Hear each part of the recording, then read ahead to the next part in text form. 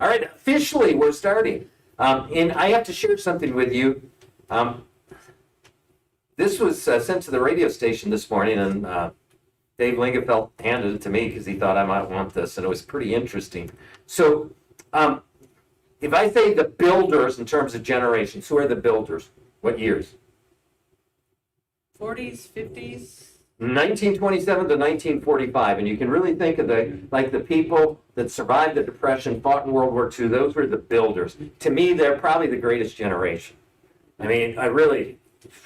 And then you have, I'm making sure I say this right, the baby boomers, which called that because when all those GIs came home, there was this big burst of babies that were being born. That goes from 1946 to 1964, so I'm near the tail end of that. Then Generation X, they say, is 1965 to 1983. I don't know why it's called Generation X, but that's how this thing defines it. And then Millennials are 1984 to 2002. Now, here's what's interesting. So 90% of builders, World War II generation, believe that you should treat others as you want them to treat you. You know, it's interesting, less than half of millennials agree with that statement, which might explain a lot about our world today. 66% of millennials said they're willing to try anything at least once, while 28% of the builders said the same thing. Now, what would that mean, try anything at least once? That's drugs, that's alcohol, that's this, Skydiving. Yeah, well, skydiving I'm okay with. If you want to try that. I was going to, and I took a class, and I was all ready to start, and then the guy who taught me the class died when both of his parachutes didn't open. And I thought, I think I'm done. Because he had taken like 10,000 jumps, and there was no way I was going to, no. You're not going to get me to jump out of a perfectly good airplane, That's what Rex has told me. A lot of pilots say. Well, I can't say it here, but in the Army they said only two things fall from the sky. I can't tell you what. Don't you? Yeah, military has different word speak that we have in church. All right, so only 28% of builders said they'll try. Because you know what? I can eliminate things without even trying. I'm gonna tell you. Green beans. Of all the illegal, yeah. No, I've actually tried those. I've tried those. I've probably eaten green beans on 40 different occasions, but it's only what I have to, and as far apart in between as I can. But ethics say I've never tried any illegal drug whatsoever. And my kids say, well, you never tried pot, you never, and all those things were around when I was growing up. It's not. Well, they got some new ones now, actually, but I didn't try any of them because my faith and my parents said no. So I didn't. All right, let's see. 43% of millennials say they don't know, don't care, or don't believe God exists, as compared to 28% of boomers. See, because my age is already way notched down from the builders. And then you go further on, it just keeps getting worse and worse. 26% of Generation X and 16% of millennials said they believe that when they die, they'll go to heaven because they confess their sins and believe in Jesus as the Savior. That's 1 out of 4.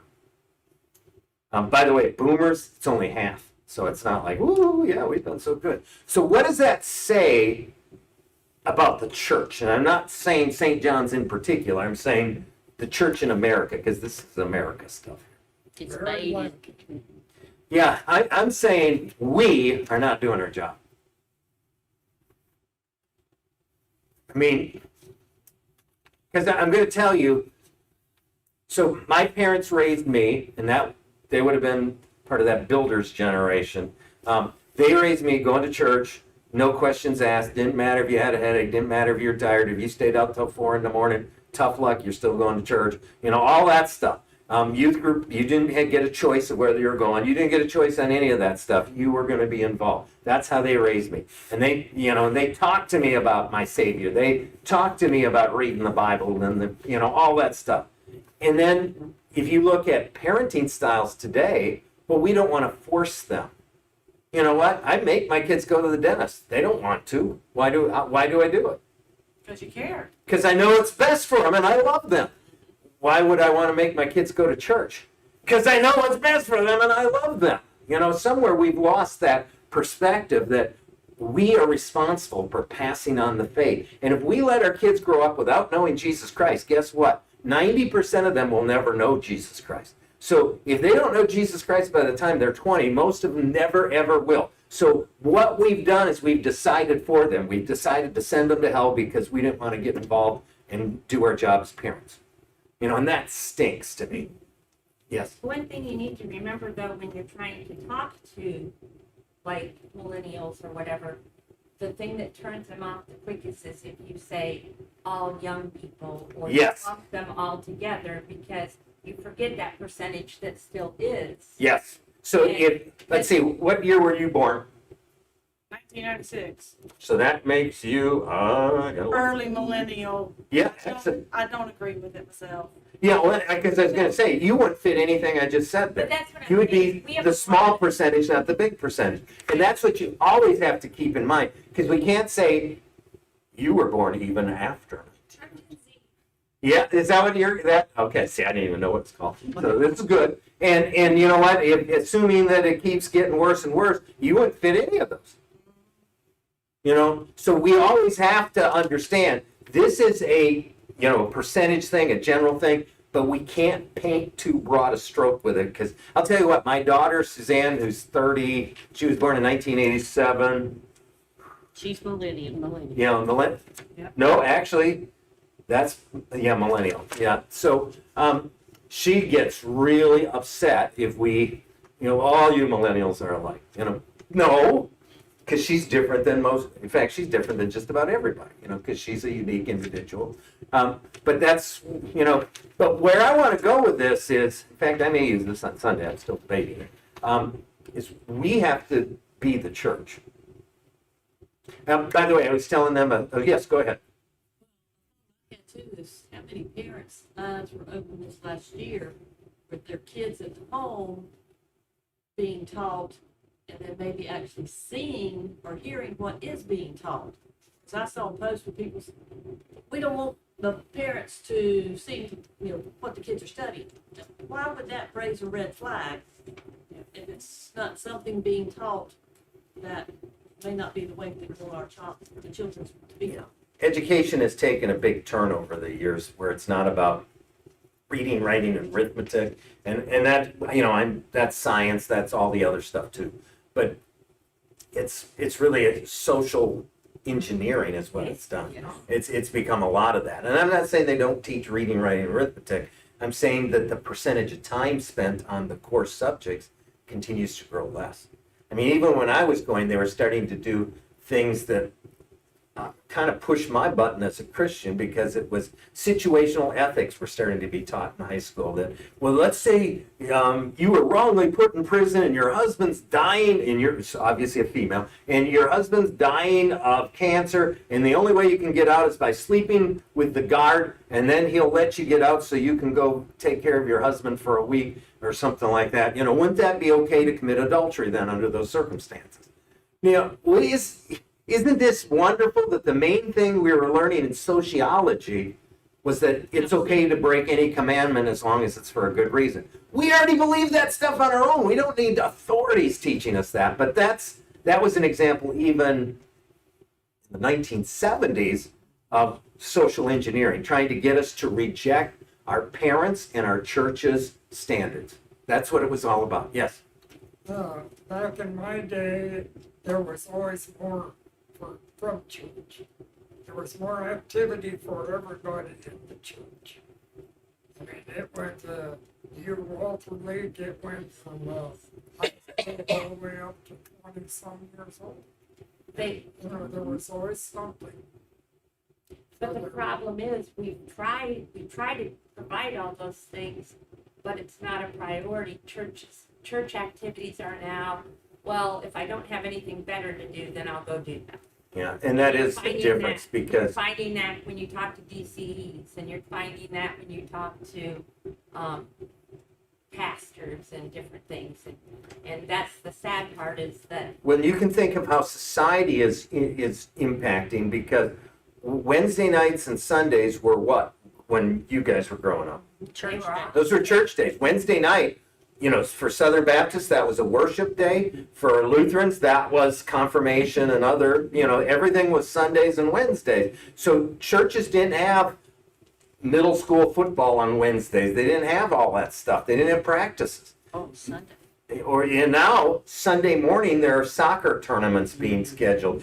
If you're on a traveling team, that's every Friday and Saturday, sometimes for months. So, huh? And Sunday. Yeah. Well, yeah, I meant to say Sunday. So yes, but I mean it's constant. And you know, I've got a rule now for confirmation students. If it's a game, you can be late for confirmation. If it's for practice, then talk to your coach and tell them you're going to confirmation.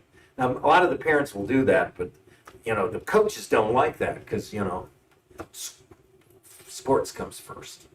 You know, well, not in my book, but, you know, yeah. When I was in college at CVCC, my psychology professor, first day of class, this is what he said to the class.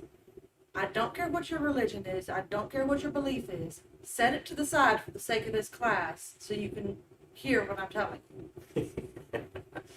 You already know you're going to have a great class, don't you? Yeah. Yeah. Yeah. Yeah.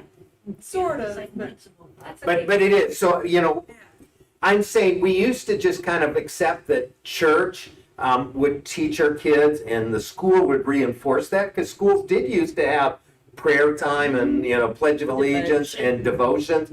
And now they don't have any of those things. And you can't expect there's no one going to teach the faith except for your family in the church. And, you know, 80% of families don't regularly get their kids involved in even things like Sunday school anymore. I mean, that's the sad reality. Even Sunday school, it's hard to get. And you can't blame the first grader because the first grader can't drive and come to Sunday school. So it's somebody else has got to make sure. But those parents were brought up not really going to church. And then they bring their kids even less times. Well, like Michael's girlfriend, she went to the early college over there. Yeah. And in Alexander County, and she was raised in the big church there, East Taylorsville, I think. And her family, they go every Sunday and stuff. But now, when she started going to the early college, you should see some of the things that she posts. I mean, her ideas are completely liberal now, and Michael's just. He'll get her, and I mean she stopped. I don't know if she unfriended me or what, because every time she would post something, I'd say, "You see what your liberal girlfriend put on?" Yeah. Well, and that's not just one school. Well, Unless you go to a conservative Christian school, Right. that's all of them. Even those that are. Dan's got that at Lenore Rock. Suzanne got that at Lenore Ryan. Well, and She felt her faith was under attack during the 1 year there more than any other place in her life. She was told by the guy teaching religion that not all the Bible is true. Well, he said if you believe Genesis 1 is literal, you're an idiot. That's what wow. you know. And she would call me every day. I was in a religion class and was an anti-religion class really, but you know, she would call me almost every day, almost in tears because she just hated. And you were required to take that class, so she did. And I kept telling her, like I tell so many others, on a test, right? The textbook says this, but not everyone believes that. Give the answer they're looking for, but show that that's not necessarily your ideal. Because you have to consciously reject false teaching, or else it becomes you. You know, students are brainwashed. You know, because and I'm saying this because I started to disbelieve Genesis 1 because. You know, in nuclear engineering, there wasn't a single guy in the science department that's going to believe in Genesis 1. And they ridiculed anyone who was a Bible-believing Christian. So it was easy to start questioning. And I never really quite rejected, but boy, was I wavering big time. And that I was brought up going to church every Sunday. You know, I was still going to church most of the time when I went away to college. You know, so it's not that I didn't have church influence, but it's tough to resist that kind of pressure. There's a group that I've linked up with through Facebook. Of course, you gotta be careful with Facebook. Yeah. But there's a group that is trying to restructure, revamp the course of study in public school and get it back to what it used to be, this, core learning or whatever they brought in the last 5 And that's years. really horrendous. It's horrible. Yeah, they're trying to get that kicked out, and we do have a few of our leading political figures that are in that group trying to restructure our education, trying to get our kids away from social engineering. Yeah, well, that's what it is. The agenda. You know, so there is, Yeah, the hard thing is, the current administration is quite different on that than our previous On administration. a more positive note, though, St. John's itself is getting a reputation for mission. Yeah, it's interesting. So I was telling a few of you. So today I was here at the church getting ready for this class. I was here about 4:30, and my daughter Mary calls and said, "There's a policeman that's pulled up in front of the house. Came to the door. Mom's talking to him, but he asked for you." And it's like, because I was pretty sure, you know, and Did you run that red light? yeah, well, that's what you're worried about. And then I start thinking, oh, it's probably chance again. But then, why are they asking for me? And so then I thought, then she said he's in code enforcement, and I thought building bridges got in trouble again, because we have inspectors that think everything has to have a permit, even if it doesn't, but they still want you to get one. I thought, oh no, because Doug's blood pressure goes way up whenever he has to deal with that. I didn't want him to deal with that. And then it turns out it was a guy who is the code enforcement officer for the city of Newton, but he has a house he became aware of where it really needs a ramp. And he's got some people, I think, that'll pay for it even, but they needed somebody who could build a ramp. And he said he's Facebook friends with me. He says he's met me a couple times in Alaska, but I don't remember him. So, funny. But he's a member of St. Stephen's, so I probably have met him. When we were staying at the church, they came in Oh, yeah. Yeah. the night we were gonna be leaving. Well, one time there was a group from St. Stephen's that was at a restaurant when we went in, Yeah. too. So, Yeah. probably there. But, so it turns out he knew I was pastor of the church where Building Bridges was from, and he came because he wanted to ask for help. And I thought, well, that's a good problem. Calm down. But yeah, that's one of the best things that can happen. In today's world, Christianity has a horrible name. Some of it rightfully deserved, a lot of it not. It's how we're portrayed. But if you ever watch in Hollywood, so let's say you have a homosexual character, and let's say you have a conservative collar-wearing Missouri Synod pastor. Okay, so those are the two main stars. One of them's a murderer. Which one's it going to be? If it's in today, it's going to be the pastor. Yeah, it will never be the homosexual character because that's salt of the earth. And Christians abuse children. They're mistaking us for Roman Catholic priests because we wear the collar, and then murder people and all that stuff. That's how we're portrayed. But then again, not all Roman Catholic priests. Exactly. Yes. No. But the problem is that even though it's just a few dozen, the church kept moving them instead of kicking their butts out. I'm going to tell you, there was a young man that was in my class at the seminary. On vicarage, he got accused of something involving a child. I don't know if it's true, but I'm going to tell you, he never came back to the seminary and he never finished his vicarage because they don't mess around with kids. And that's what they should do. Yeah. You can't spread trouble. You can't go harm more and I'm pretty sure there was something to it. So I think it was justified. But yeah. All right, we need to get to our actual Bible study. Fascinating discussion. I like this, but I'm kind of sorry I started with this. Although we had such a good discussion. All right, so we're talking about how do we know there's a God. Last time we talked a lot about we know there's a God because stuff exists and because life exists. I'm going to add to how do we know there's a God because only God could have fine-tuned, and that's what that one young lady, what was her name? China and the plane. All right, China was her first name. All right. So that's what China was referring to, that things could not be that organized and precise by accident. So, I'm just taking sources from a bunch of things, and I'm just going to hit highlights real quick, because this isn't the main part. Imagine there was someone came up with the idea that a bunch of monkeys, given enough time, could eventually type the works of Shakespeare by accident. and what they were saying is, given enough time, life could have started. Given enough time, matter could have come into existence somehow. That's kind of what they were arguing. So then a guy, yeah, so on July 1st, 2003, a monkey Shakespeare simulator was posted on the internet. The simulator does not use real monkeys because no monkeys were harmed in the simulation. It is a computerized random letter generator in which each monkey types one letter per second. The number of monkeys is continually increasing. So the simulator compares its output with the works of Shakespeare and reports matches, although it waits for such matches to appear on their own instead of selecting for a target sequences.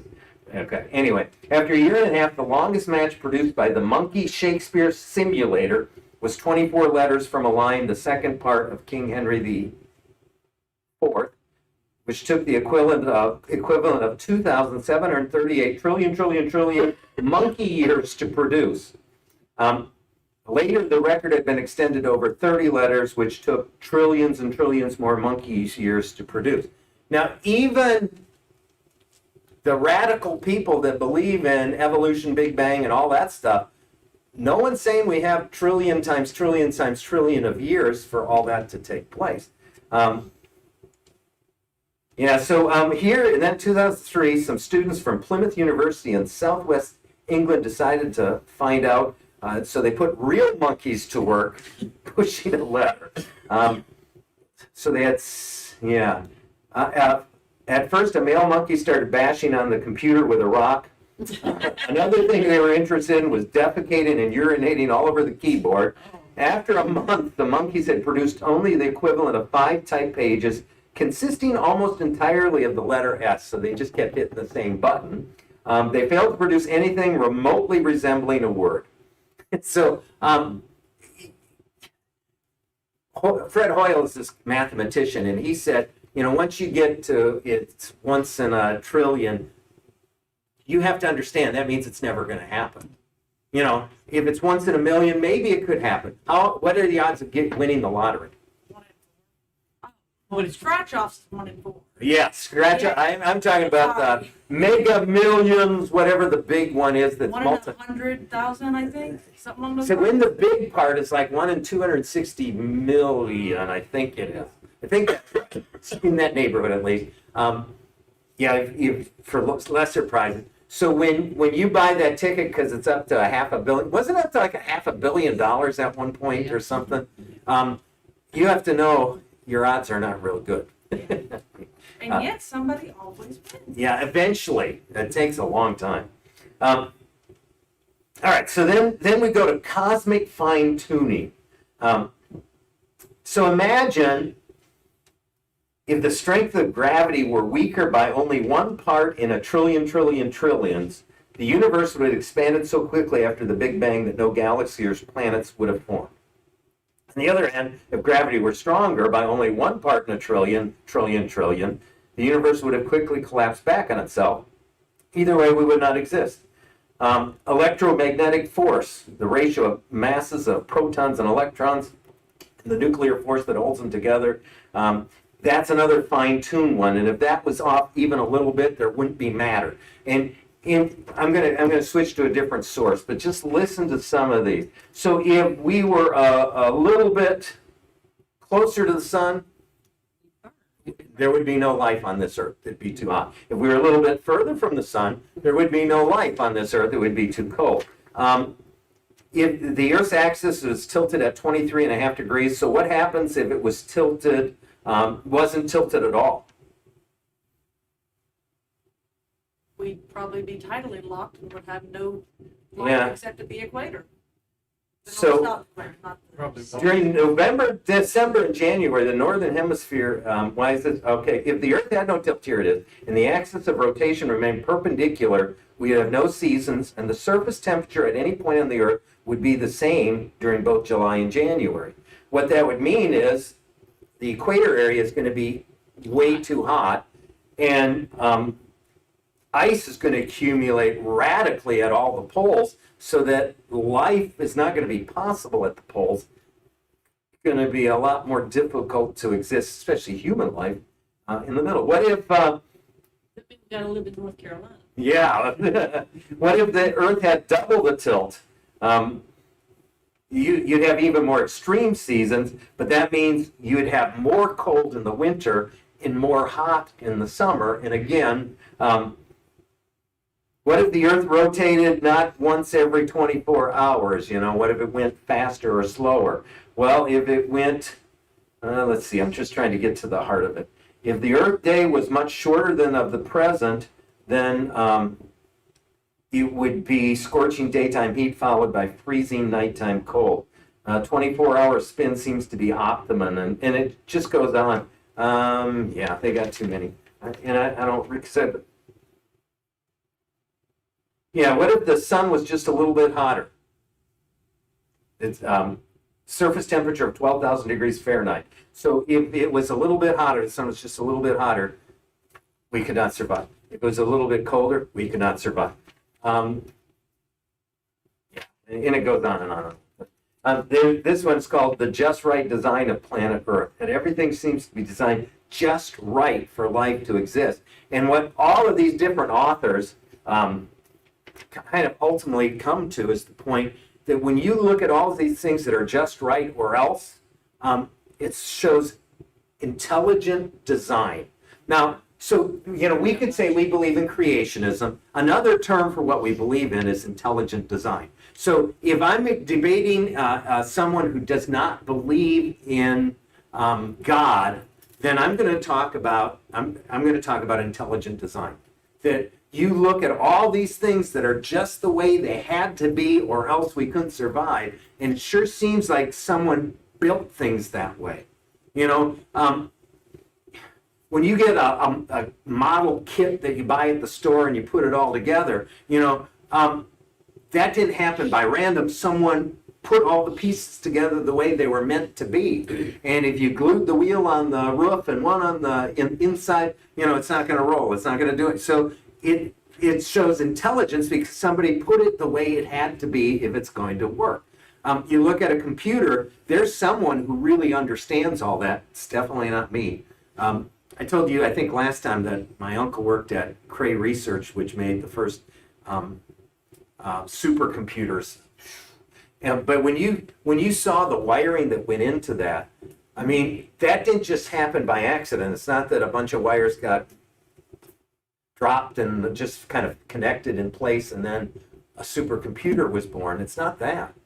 It's intelligent minds caused it to happen. Quite honestly, you look at DNA, there's no way that amount of information just happened to be put into every cell. Specific information that tells that cell what to do in a whole host of circumstances. That doesn't happen by accidents. Intelligence can't come unless there's a source for the intelligence. And I mean, so I just kind of wanted to go back to that just a little bit because, I argue for intelligent design if I talk about Genesis 1, it's not going to go anywhere. Okay, I don't mention the Bible, but I mentioned there sure is vast scientific evidence that there was an intelligence behind all this. And that's an okay way to go. There's nothing wrong with that. Because our first step is to get them to question the propaganda that they've been fed. And it is fed. Yeah, I mean, I was blessed because even though I went to public schools until, for my whole life until I went to the seminary, most of my teachers were either Christians or respected Christianity enough that they would tell you, this is required to teach, but not everybody believes that. Them saying that takes the pressure off. I don't have to believe this. They don't even. Nowadays, you don't get that very much. Some teachers still will, and they have the right to do that. But a lot of teachers, especially high school up, they're not going to give you that escape. They're going to make you feel like you got to believe this. All right, any questions about, so thesis 1, how do we prove that there is a God? Stuff and life. Okay, yes? I'll just, right now, this time, whether they're predicting, that if they don't do something, the world's gonna come to an end because of, they use too much gas or too much cold. Global warming was the original name. Now they're calling it climate change because the Earth isn't actually warming anymore, and they still want to. They When have I was young, they were worried about an ice age. They were 1970s. Time magazine had a. My dad got Time magazine, and they had a cover of the coming ice age, and everybody was worried about it. You know, what does that mean? So we're worried about it then. Now we're worried about it's getting too hot. Do you ever notice we had an ice age before, shortly after the flood? What? There was global warming back then because the ice age melted. And did everyone? You know what? Global warming is actually a good thing in many ways. Now it is for Duke Energy. You know, I mean, we have people who work for Duke Energy, lead probes, could be some others, but you know, that's good. They're going to sell more electricity. But who's it? What? How is global warming a good thing?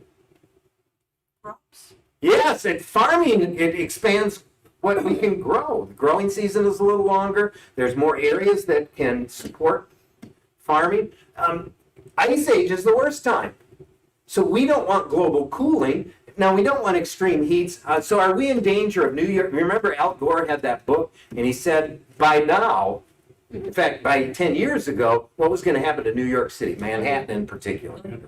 Yeah, it's going to be, you know, skyscrapers, the whole, you know, bottom 10 floors are going to be covered with water. He's never put ice in a glass and washed it down. Yeah, Because it doesn't overflow your glass. yeah, but, you know, it didn't happen. And so that, California was supposed to fall off into the ocean. yeah, now that wasn't because of the water, though. That was because of the earthquake, San Andreas. And all this stuff. But, Still could happen. oh, that still can happen, yeah. And But it was supposed to happen a long oh, I know, and we're, What was the year that, no, everybody thought they weren't gonna wake up? when 2000 started. Is that what it was? Yes, because Y2, wasn't it Y2K? Yeah, all the computers were going to shut up, and computers run everything back then, even more so now, and so that meant all of us are going to die. Now, I don't know why we were all going to die, even if our computers died, but I guess we cannot survive without computers anymore. What did the Mayan calendar ran? Yeah, my calendar ran out, which has nothing to do with yes, that was part of it. There was all these things working together. Yes. We are technically, if you look at the geological record, overdue for an explosion from Yellowstone National Park. Yes. That super volcano, we're technically overdue for it. Well, you know, when Mount St. Helens blew up in Washington State back early 1980s, when was it? I think it was 84. Yeah, somewhere in there. When I was in Montana in 1985, they were still talking about it, I'll tell you that. Because they got inches of dust. Yep. Cars could not run because the dust was so thick it would clog your radiator. and your- Yellowstone could actually reach as far as North Carolina and still have a significant impact. Well, when you look at even Mount St. Helens, which isn't a big one, that impacted the weather all across the northern half of the United States. Yeah, so yeah, there's a lot of things can cause impact weather. And I think the weather is constantly changing. You know what? We get less snow in Wisconsin than I did when I lived there. Now, does that mean it's because I drive my car to work instead of taking a bike? We could debate that, but Butterfly. you know, yeah. So on the other hand, you know what? Even before we were using engines that burned gasoline, weather changed. It got hotter for a while, and then it got cooler for a while. It did that even before there was oil being burned. The years I was in Boone, we had stuff from Thanksgiving till end of February. Yeah. On the ground. Exactly. In Wisconsin, it was before Halloween. And that wasn't that long ago. Yeah. All right. All right. Go ahead, Rex, and then I'll. Well, the thing I think is interesting, it goes back to Genesis. Ever since the beginning of time, man's always felt like he could change things and he was going to put himself above God, like the Tower of Babel. John Kerry wants to eliminate zero carbon emissions, but last time I checked, it's been a long time since I went to school and took general science, but photosynthesis says that plants need carbon dioxide to survive. So you know, when more carbon dioxide is being produced, who benefits from that? Us. Plants. And that, you know, again, that ultimately it's us. plants generate oxygen. Yes, we need lots of oxygen, they need lots of carbon But dioxide. back in the 1800s, I think it's late 1800s, a volcano erupted in the Pacific, Krakatoa. And Where? Krakatoa, Krakatoa, basically, the dust and everything covered it. It cooled the earth at that time because of all the dust Yes, and things. So it affected us here in the United States because of the way it changed weather worldwide, pretty much. worldwide, yeah. Yeah, and so, I believe that climate changes. I think climate changes every day. I think climate changes every year. But I think there can be trends that go for 50 or 100 years, and then they'll go a different way. But it's not controlled by us, because we don't control the weather. That's why We can Washington had influence. ice flows in the Delaware, because it's mini ice age when it was crossing. Yes. Who controls the weather? God does. And yeah, part of this is an arrogance that is elevating man, humanism, and forgetting God. Yes. And that's kind of what I was gonna say, is I think possibly it's like we have seasons and everybody can recognize the seasons because they happen during our lifetime. But how many people are alive at the last ice age and can see that it's a pattern Right. that God put in place to happen? Only one that can see the pattern is God, because He created it. Yeah, and it's interesting. So the glaciers that came down from Canada during that last ice age that didn't make it down to North Carolina, but made it not too far away from here, because the whole Midwest, I think, down to what? Tennessee probably's got some of that, doesn't it? I don't know. Kentucky does. I don't really remember where it ended, but you can always tell by the number of lakes and the carved features that you have. How many natural lakes did North Carolina have? Just a couple. Yeah, and nothing of any real size. It's not like Minnesota, 10,000 lakes, Wisconsin, 12,000 lakes. That's the, So why didn't they? Because the glacier didn't come and carve it all up, and it left heaps of stuff here, left scoops there. That when the ice and snow melted, that filled it up, and you got lakes. But so that was when, because we're finding ice age stuff that was buried in the area in Alaska where we go, woolly mammoth parts. I've got tusk pieces in my office and at my home from woolly mammoth. There was an ice age. What caused that ice to melt? It was Jackie running his lawnmower so stinking much. I'm blaming Jackie. You thought you were going to get the whole class without me convinced. I was hoping. Yeah. I'd hate to disappoint you. Yeah, and he mows like every week at least. Is that true? So global warming. All this. It's my fault. Yeah. That was fun. And what happened to ozone? That was a huge thing several years ago. Yes, remember the ozone? We were all going to fry to death. And you know what's happened? That was a cyclical thing too, and the ozone's pretty well back to less than normal. I mean, more than normal. And so we're not really worried about it anymore. What did we do to change that? Stop using hairspray. Yeah, we stopped having, yes. Aerosol, beads. Yeah, we changed aerosol and we got rid of the coolants for our refrigerators and air conditioners that actually work the best and were the cheapest. Now we can't have that. And every time you have to get coolant put in, it costs you like 5 times as much as they used to. And then we all have hair like this. Beautiful, beautiful. Yeah. All right, Denise, yes. Well, Donnie's got beautiful hair, if you exactly. think about it, we're no different though than the people who are screaming about global warming and stuff, because if you think of the last year at least, and you can go a little longer than that, I've heard more people say, oh, we're at the end, this is the end, God's coming any day now. And if you think about it, like Michael said when he was reading Genesis, isn't that what you said you were listening to? Yeah. That, and listening to it through Martin Luther, that same stuff has been happening for years. And when you actually read the Bible, it's like, oh wait, this has already happened. I mean, they were sacrificing infants, Yes. There's nothing new under the sun. and yet we like to think our time is so much worse. than somebody else's. Okay, I just have to make a comment about hairspray. yes, go for it. Got to give equal time. I quit using it when I saw my brothers use it as a propeller. Yes. The tater gun. Well, and I mean, you can have a nice, flame blower or whatever with some of those cans. Or when the labs that would Michael use Jackson it, caught on fire. the mosquito dope, or that's what they call mosquito spray, they would do that. You didn't want them to get a hold of the can. 'cause Yeah, you don't want aerosol cans because You'd they. look and they'd be lighting the. It's probably their fault the ice melted. I'm gonna blame them now. You're off the hook. Yeah. All right, so now we're gonna think of something new. We've got a good 15 minutes left, maybe 16. Let's actually open our Bibles, because this was advertised as a Bible study class.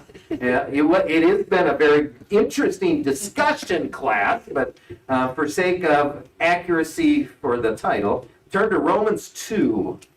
And we're going to look at two other ways that we can tell that there is a God. And all I'm doing is bringing up scriptural things. The Bible says this is how you know there's a God. And you remember, creation proclaims, creation preaches the sermon that there is a God. And everyone knows it. Now, fools may want to pretend they don't believe it, but they know it. Everyone's got the evidence in front of them. No one, there is no excuse. Everyone knows it. Well, now there's two other things that the book of Romans tells us is how we know there is a God too. So Romans 2, starting in verse 14. Yeah, I'm almost thinking of... No, let's go to Romans 1:28. I want to reverse the order. Romans 1:28. It's not too far away, so it's okay. All right. Furthermore, since they did not think it worthwhile to retain the knowledge of God, he gave them over to a depraved mind to do what ought not to be done. Now, this is talking about people that were doing, I'll just say sinful things, but it's interesting. These people were not believers in the one true God. But notice what he says, since they did not think it worthwhile to retain the knowledge of God. I'm going to tell you, God has put an awareness in each human heart that God exists. And if you want proof of that, the saying, I think originated in World War I. There are no atheists in foxholes. They would say it in trenches.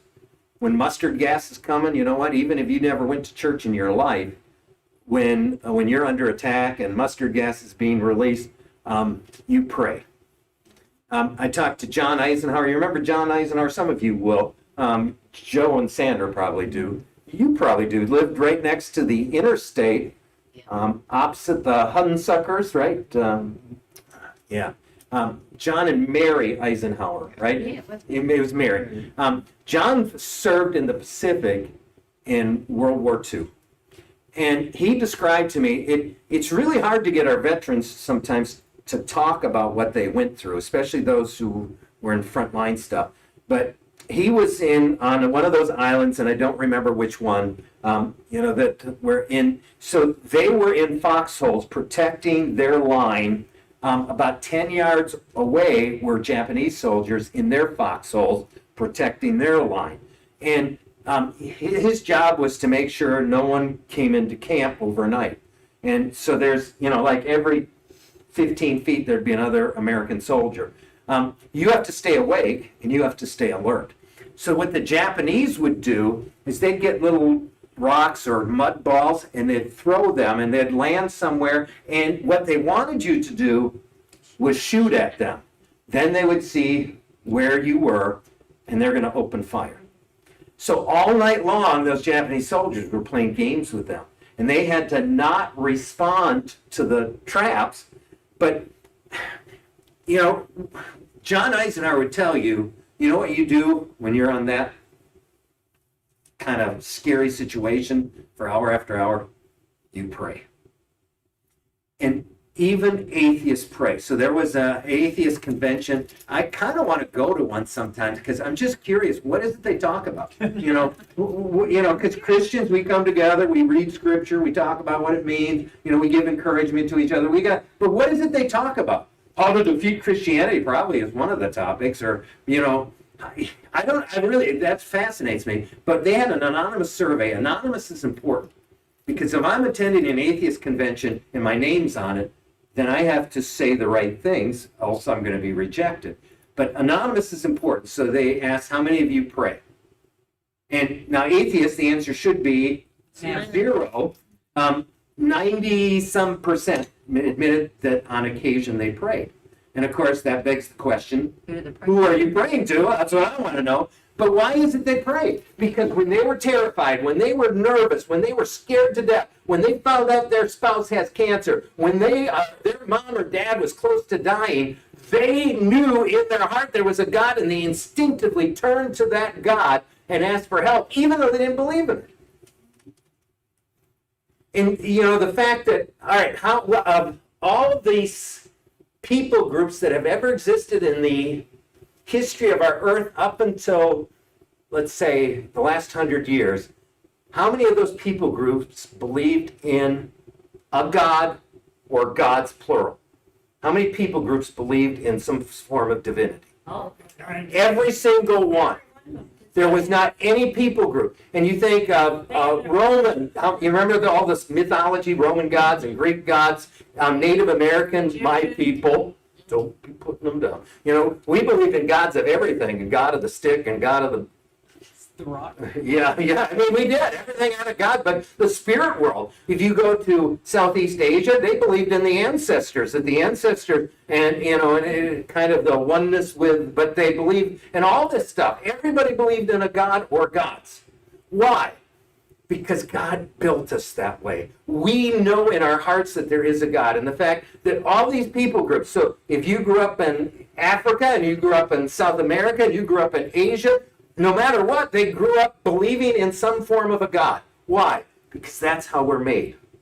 and in basic, if you go to all these different tribes and different villages all over the world, it's amazing how each one of them has, like, you don't steal and you don't kill. And Okay. You don't... Shh.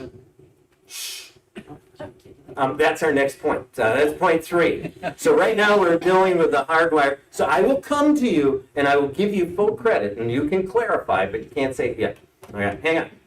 I think Miss Barbara, when we had the cancer companion classes going on, made the comment about the atheists in the foxhole praying. She says you're not going to find many people going through cancer. Amen. That's exactly right.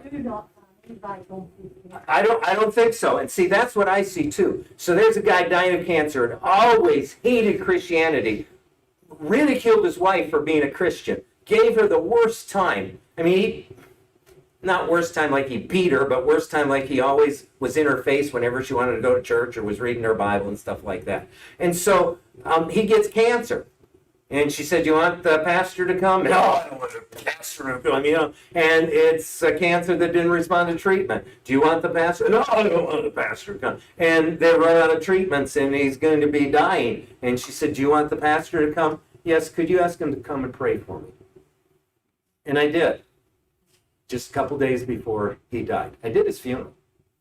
Because I knew he was a believer at that point. But why? Because even though he rejected the notion of God, in his heart he still knew in this more. At first he was confident he'd beat the cancer. When there was no crutch left to depend on, he turned to the God that he knew existed. And by the way, thank God for his faithful wife, who witnessed so consistently. So that's another way we know. Now that's a little harder to explain to people, but you can. And that saying that we've been using, there are no atheists in foxholes, that's the key to explaining that. Because even the most hard-headed atheist, at that moment of true panic, wants to turn to God. All right, Denise, what were you saying? And then we'll read at the Bible verse. I just was saying that in all the different cultures, villages, whatever they have the same basic core values. You don't kill, you don't steal, you don't take another man's wife, you don't take another man's. Yes. Now I'm going to clarify. There is the exception. In our village, you don't steal from someone in our village. You don't kill someone in our village. You don't take the wife of someone in our village. Now the enemy out there, go for it. That's sinful nature stuff. But yeah, every people group again. And so I have to tell you, after I stopped studying nuclear engineering, I wanted to get a degree that I thought would be more helpful to me. So I got a teaching degree, and I'm always glad I did, because that learning how to write a lesson plan and teach and get that experience was really valuable. But I got it in sociology, even though I should have got a teaching degree in math and science, because I already had all the classes I needed for that. But I wanted sociology, the study of how people interact with each other. And I'm always glad I did that. It took longer because I had 5.5 years of college before I finished up with like 60 extra credits. Woohoo! What does that mean? Nothing. It means I paid a lot more. But sociology was very fascinating, because what I like to study is the different people groups, like I've been talking about. And then when I went to the seminary, I studied what I really like to study in my extra classes is cults, world religions, and the same sort of thing. It's the different beliefs of different people groups. And that's one of the things that struck me, is that, yeah, murdering someone else in our tribe, group, village, city, whatever you want to define it, is bad. Everyone said that. You know why? Well, look at now, this is the Romans 2, starting at verse 14. Yeah, oh good. We're going to cover all 3 verses we were going to cover. I had more, but this will be the 3 we get to. Indeed, when the Gentiles who do not have the law, meaning they don't have the 10 Commandments, they don't have the written law that the Jews did, okay? Who do not have the law, do by nature things required by the law, they are a law for themselves, even they do not have the law, since they show that the requirements of the law are written on their hearts, their consciences also bearing witness, and their thoughts now accusing, now even defending them. And what it's saying is, even the people who were given the 2 stones, 10 commandments, they still live by that code of the 10 commandments because it's hardwired into us. God programmed us, and we know stealing is wrong. We know sleeping with someone else's spouse is wrong. Well, we used to. I'm not sure anymore. We know murder is wrong. How do we know that? God put that in there. Now, how can we still do all those stuff? And by the way, first murder was where? Cain and Abel. So, from the beginning, what famous people in the Bible committed murder besides Cain? David. Not directly, but by his orders. Yeah, but it's still murder. Paul. Paul did, yes. And Moses killed an Egyptian soldier in a fit of rage, et cetera, et cetera, et cetera. There's all kinds of them. Now they knew it was wrong. So how come people still do those things? Because we're sinful beings. Because the sinful nature is also there. But we know it. We absolutely know. And here's what's interesting. I'll come to you in just a second. So the first time I lied to my mom, the best thing that happened to me was that she knew I lied. Now, it didn't seem like the best thing then. But let's suppose I got away with it. You'd have done it again. I would have done it again and again and again. And every time I got away with it, weakening my conscience. Because you know what? I had the debate for a brief second. Should I lie? I don't want to get in trouble. And I talked myself into lying. But my conscience said, this is wrong. You can kill your own conscience. You can argue yourself to death until your conscience doesn't work anymore. And that's what happens. But it's not that we don't know. We know. Yes? Wasn't Jesus the first one when he made him or took killed him? Well, the first death, yes, but the first murder, first human life was Cain killing Abel. The first death was, I like to think of it as a lamb that was killed so that the skin could be used. I like that idea. I can't prove it, but sacrificial lamb seems like it would fit. But I might be wrong. We can ask with God when we get there. But yeah, Jesus was the first, caused the first death, animal death. Yeah. Statement about the first time you lied to your mother. I think we need to go a step farther. The mother who knows it's a lie and overlooks it. She allowed the child to get by with it. If that makes sense. Yeah. Your mother didn't let you get by with it, so you learn from it. but the parents who overlook the wrong things that their children do are doing them a serious disservice. Yeah, and I have to tell you, sometimes I was a weak parent. I like to call those mean moms, Yeah. and I was. Yeah, so what do I mean sometimes as weak parents? Sometimes I just decided it wasn't worth it. I just didn't want to have to deal with it right now.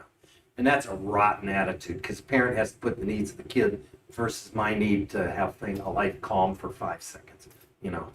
So my God sometimes is peace. I want peace more than I want anything else. And that's really, it may be understandable, but that's not the right thing.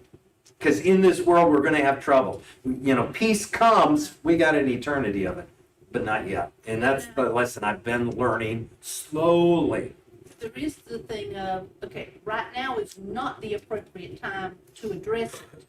That might come this afternoon or tomorrow because of other things in your world, other things in the environment right then. Yeah. I always said, wait till your mom comes home. My mom said, wait till your dad comes home, and I didn't want to wait, but I think today. I'm weak.